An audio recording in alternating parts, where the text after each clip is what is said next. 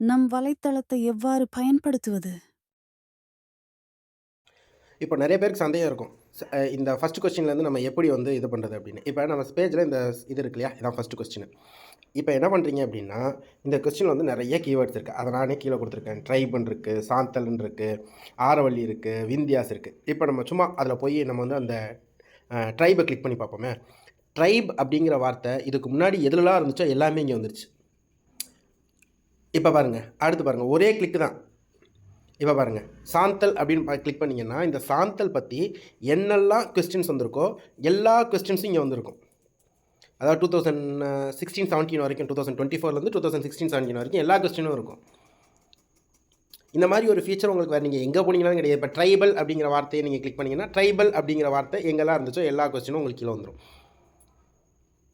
So, உங்களுக்கு படிக்கிறதுக்கு ஒரு கொஸ்டின் எடுத்தீங்களா? அனலைஸ் பண்ணீங்களா? ஓ! இதெல்லாம் கேட்டிருக்காங்க. இந்த மாரிலாம் நம்ம வந்து படிக்கணும் அப்படிங்கிறத நீங்க புரிஞ்சுட்டு போயிட்டே இருக்கலாம். இப்ப மெய்ஸ் சம்மந்தமான கொஸ்டின் இது. இல்லைங்களா? ஸோ, இந்த மாரியான ஒரு டூல நீங்க நல்லா யூஸ்